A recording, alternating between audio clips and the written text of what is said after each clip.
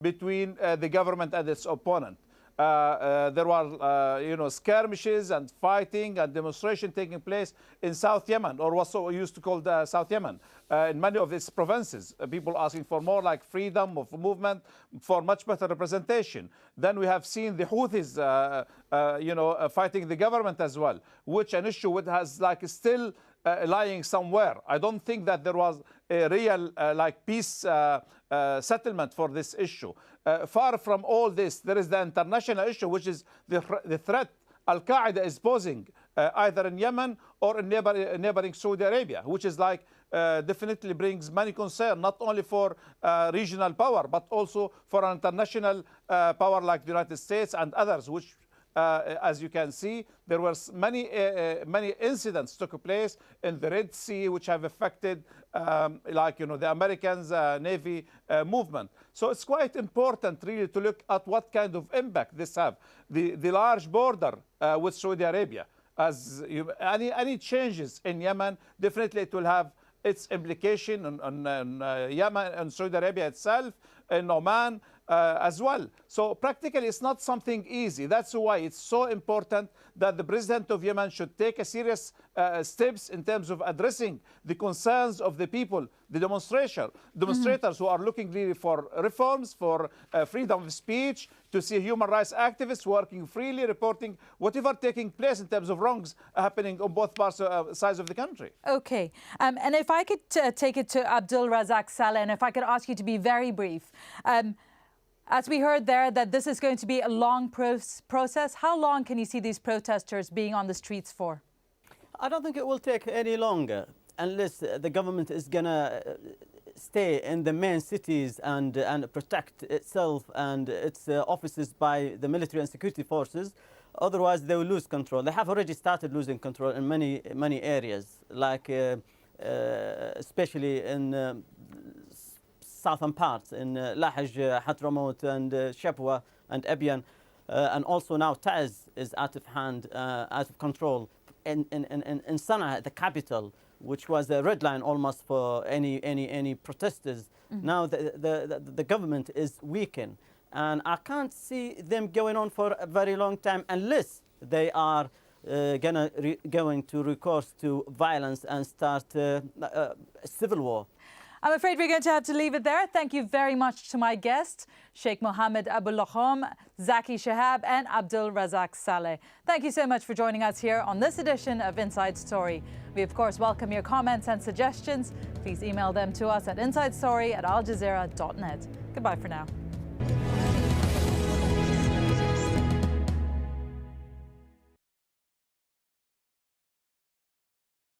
In an increasingly mechanized world, life is a constant struggle for China's manual laborers. Barely able to survive, they dream of better things for their children. Better education, a life in the big city, an escape from drudgery.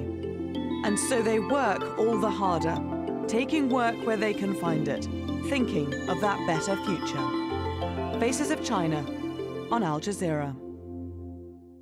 The Pyongyang Film Academy hosts some of North Korea's brightest young stars. What does it take to serve a national propaganda machine? 101 East examines the privileged lives of the country's elite. 101 East, at this time on Al Jazeera. An uprising on the streets, showing no sign of relenting. Protesters united in their defiance of the regime. As demonstrations continued for a third week, President Mubarak remained unmoved. But how much longer could he ignore the demands of his people and hold on to power? In a day-by-day account, we look at the events that changed Egypt, from those that witnessed them firsthand. Fall of Mubarak, at this time on Al Jazeera. Personal blogs by professional journalists. blogs.aljazeera.net. They grew up as Americans, children of refugees who fled the war in Somalia. Yet now, some are returning to fight and die in a homeland they can barely remember. This is the story of young Somalis who have forsaken the American dream in pursuit of a jihadist ideology. What's turned them to this path? What's been the impact on their families back here in the US? And what can the American authorities do about it? The Raghi Omar Report, at this time on Al Jazeera.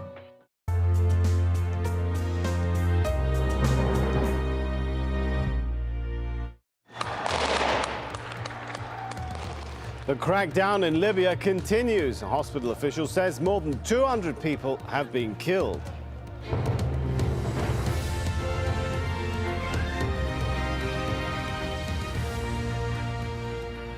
Hello, I'm Sami Zaidan. This is Al Jazeera live from Doha. Also ahead on the program. Frustration in Bahrain's hospitals. Overwhelmed nurses smash pictures of the Prime Minister. The bloodshed too much for them. Iranian warships heading to the Suez Canal for the first time in decades. Israel's looking worried. And dozens of civilian casualties in Afghanistan after the latest NATO-led operation in the east of the country.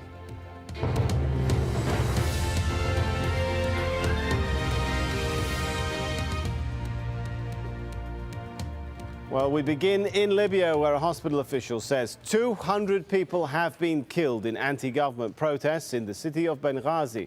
Well, on Sunday, hundreds of anti-government protesters returned to a court building in the eastern city to demand the overthrow of Muammar al-Gaddafi. Al Jazeera's Stephanie Decker has more. The streets of Benghazi on Saturday, a fierce battle, and the scene of death and violence. I have cousins who are in the streets whose friends have been killed right in front of them. The killings are just going on. Bodies are piled everywhere. The numbers that they announce on TV are nowhere to compare. They're just firing people. Sniper shooters are on the rooftop. Every house, every single house. In the morgue, one man takes a last look at his relative and murmurs, "He was not armed." Also from Benghazi, this video, which we cannot independently verify, claims to show what protesters believe is a mercenary, a hired killer, contracted by the Libyan regime to attack demonstrators. And